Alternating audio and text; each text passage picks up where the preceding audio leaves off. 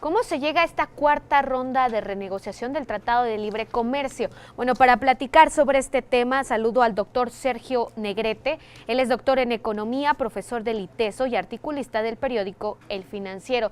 Doctor, buenas tardes, gracias por estar con nosotros en el canal de la Asamblea. Al contrario, muchísimas gracias por la invitación. Doctor, después de la declaración que no podía faltar del presidente de Estados Unidos, Donald Trump, y por ahí algunas declaraciones del sector agro y también de la iniciativa privada de México que dicen en determinado momento nos podemos levantar de la mesa, ¿qué podemos esperar de esta cuarta ronda de negociaciones? Va a ser una ronda durísima, ya de entrada por lo que se va a negociar. Automotriz, agroalimentos, laboral, controversias, todos estos puntos hay diferencias enormes entre, digamos, México, Canadá y Estados Unidos. También las hay entre las tres partes en algunas cosas, pero realmente es algo Estados Unidos contra los otros dos, en que las exigencias ya que se tienen que poner sobre la mesa, ya es la ronda, ya es donde tiene que haber propuestas concretas y se supondría ciertos acuerdos, llegan a temas muy álgidos en que estamos lejos de posibles acuerdos y francamente la amenaza del presidente Trump hace todo menos sorprender. Es la cantaleta que saca cada rato y yo creo que es una amenaza real en un sentido. Cree, me parece muy equivocadamente, que denuncia el tratado, hace el anuncio de la salida de Estados Unidos del tratado, lo que da 6 meses para que se efectúe esa salida, y al parecer cree que entonces en esos 6 meses contra la pared uno se va a poner casi de bueno, por favor, no.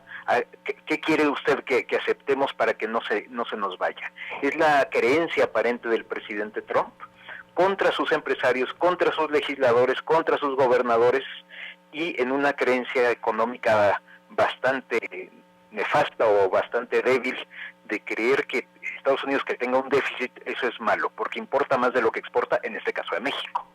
Claro. Profesor, buenas tardes. Le saluda Elia Almanza. ¿Qué tal, Elia? Mucho gusto. Mucho gusto, buenas tardes. En este contexto, y dice usted, va a ser una cuarta ronda durísima, pues insistir en este punto que se ha señalado en los últimos días, semanas, ¿qué tan viable es o no que nuestro país se levante de la mesa? Hace unos momentos, Luis Videgaray en el Senado declaraba, pues no vamos a estar si no hay condiciones. ¿Qué representaría o qué significaría el hecho de que México pudiera levantarse de este tratado? Hay que decir algo aquí muy importante, si se levanta de la mesa, sigue vigente el tratado actual, entonces es mantener lo que tenemos, que no es nada malo.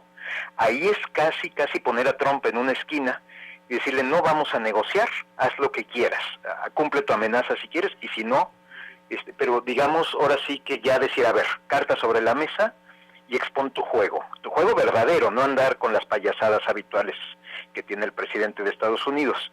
Entonces, no se ve mal, y aparte no se vería mal, porque realmente ya se ha llegado a un punto de cansancio entre lo que está negociando por un lado un equipo, y por otro lado el presidente, en cierto modo desautorizando a su propio equipo y lanzando esta serie de amenazas una y otra vez.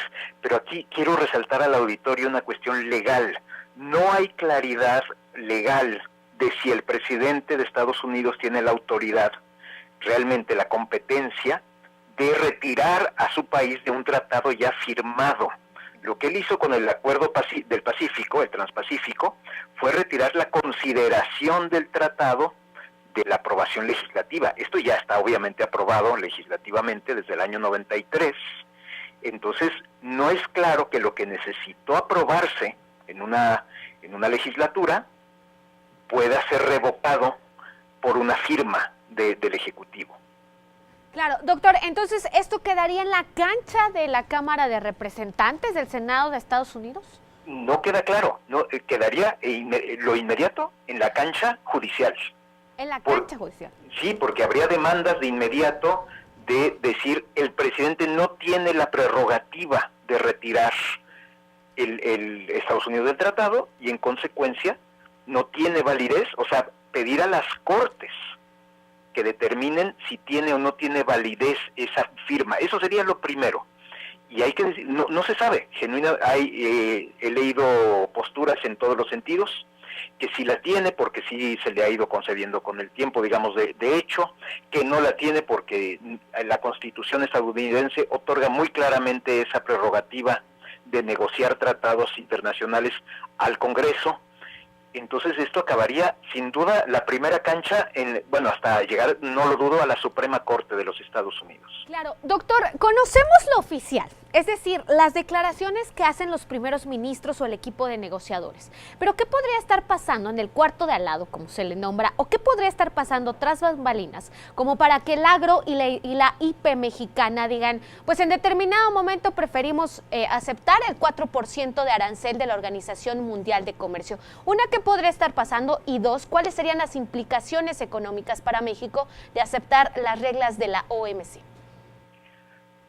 Bueno, sería realmente, es muy riesgoso, sobre todo en cuestiones de inversión, no es simplemente caer en la OMC y ya no pasó a mayores. O sea, sí es ciertamente algo muy importante, que se seguiría en mucho un libre comercio, bajo las reglas de la Organización Mundial del Comercio. Ciertamente eso es muy relevante, pero afectar el tratado de alguna manera, que se anulara, rechazar el tratado, es grave en incertidumbre, en inversiones, en todas las señales que hasta el momento ha tenido cualquier inversionista, cualquier productor. Entonces hay que decirlo, no son solo los productores mexicanos, son los productores estadounidenses los que traen los pelos de punta con su presidente, porque pretende imponerles una serie de reglas, de limitaciones al comercio, con un solo afán: reducir el déficit comercial de los Estados Unidos. Y la industria automotriz, sobre todo, está diciendo, es que nos vas a destrozar la competitividad, porque en ciertas cosas necesitamos la mano de obra mexicana, que es mucho más barata, para poder competir a nivel global, a nivel mundial. Entonces, enfatizar que no es solo el empresariado mexicano el que está muy alarmado, aunque exista esta instancia última de la Organización Mundial del Comercio, sino los propios estadounidenses. Claro, pues doctor, habremos de ver en las próximas horas, sin duda serán cruciales, qué tanto de esta presión de la IP, tanto estadounidense, canadiense y mexicana, pues logran poner por lo menos un poquito en sus cabales a Donald Trump.